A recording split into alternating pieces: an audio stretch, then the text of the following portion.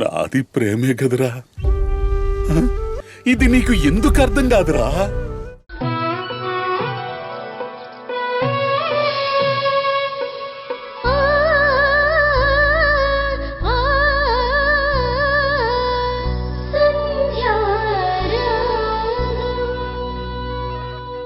తన మాటలు, తన పద్ధతి చూస్తుంటే చాలా డిస్టర్బ్ అయినట్టుంది.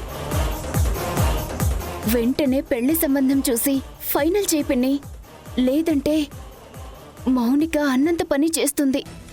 లేదు, నా ఒక్కగానొక్క కూతురు అది ప్రాణాలు తీసుకుంటానని చెప్తుంటే నేను చూస్తూ ఊరుకుంటానా?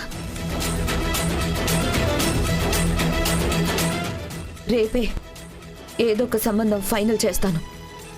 నా కూతురి ప్రాణం కంటే నాకేది ముఖ్యం కాదు.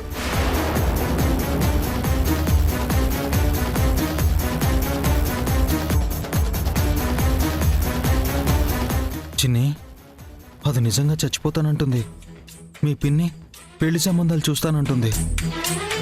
దీంట్లో ఇంకా డ్రామా ఆడడానికి ఏముంది? మనమే పొరబడుతున్నామేమో. నాకు అదే అనిపిస్తుంది. మౌనిక మారకపోతే పెళ్లి సంబంధం ఎందుకు చూడమని చెప్తుంది? రేపటి వరకు వెయిట్ చేస్తే అన్నీ తెలుస్తాయి కదా.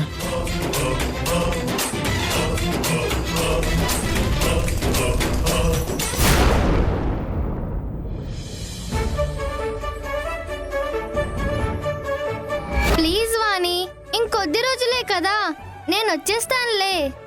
నువ్వు వెళ్ళు, నేను ఇక్కడ అడ్జస్ట్ అవుతాను.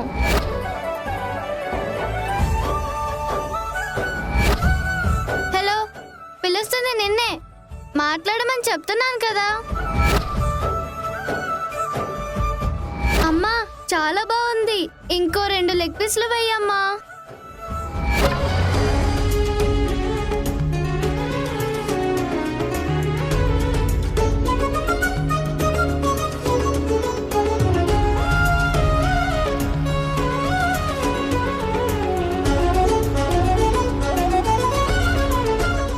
సంధ్య, ఏంటండి మీరింకా నిద్రపోలేదా?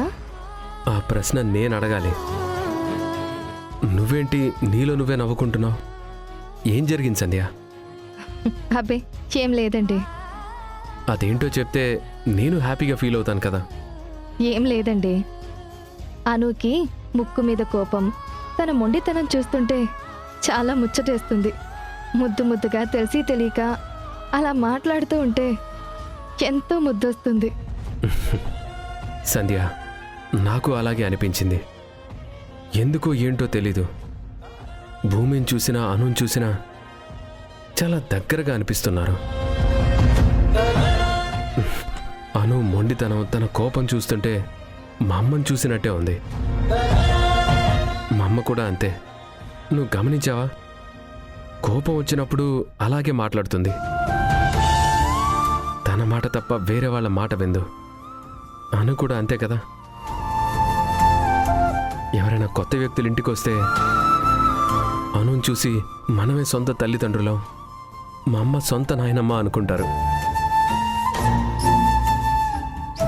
నువ్వు వింధ్య స్నేహితులు, అంత మాత్రాన వింధ్య కూతురికి మన ఇంట్లో వాళ్ళ లక్షణాలు వచ్చాయేంటి?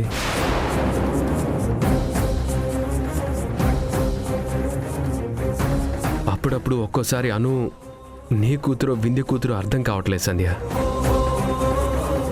నాకంతా కన్ఫ్యూజన్గా ఉంది.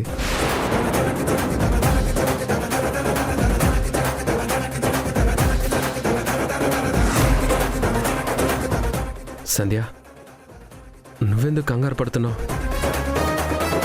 నువ్వు మాటి మాటికి అను వాణిగారిలా మొండిది అంటావు, కానీ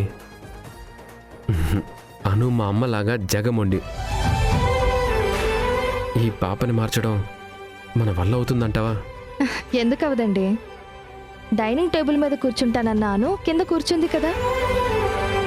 అన్నం నేలకేసి కొట్టిన అను పెరుగన్నం తింది కదా. ఈరోజు అడిగి మరీ బిర్యానీ పెట్టించుకుని తింది. దాని ప్రవర్తన, మొండితనం పుట్టుకతో వచ్చిన లక్షణం కాదండి, చుట్టుపక్కల వాతావరణం బట్టి వచ్చింది. వింధ్యకి ఏది మంచో ఏది చెడో చెప్పడం రాలేదు. ఎక్కడ గట్టిగా చెప్పాలి ఎక్కడ బుద్ధి చెప్పాలి అనేది తెలియలేదు. పిల్లల్ని అతిగారాబం చేసిన ప్రమాదమే కదండి. అలాగని అస్సలు పట్టించుకోకపోయినా ప్రమాదమే. చాలా బ్యాలెన్స్డ్గా పెంచాలి. ఆ విషయంలో వింధ్యకు అంతగా తెలియదులేండి. పాప మీద బెంగ పెట్టుకొని మీ ఫ్రెండ్ బాధపడుతూ కూర్చుంటుందేమో చూడు. ఎంతైనా తల్లికి బిడ్డ దూరం అయితే బాధ ఉంటుంది కదా. ఆ బాధ మనం అనుభవిస్తున్నాం కదా. వింధ్యని అప్పుడప్పుడు వచ్చి కూతుర్ని చూసుకొని వెళ్ళమని చెప్పు. అలాగేనండి. సరే పడుకో, ఎక్కువగా ఆలోచించుకో, నిద్ర వస్తుంది. సంధ్య, ఏంటండి? అనుని ఎక్కువగా ఇబ్బంది పెట్టకు.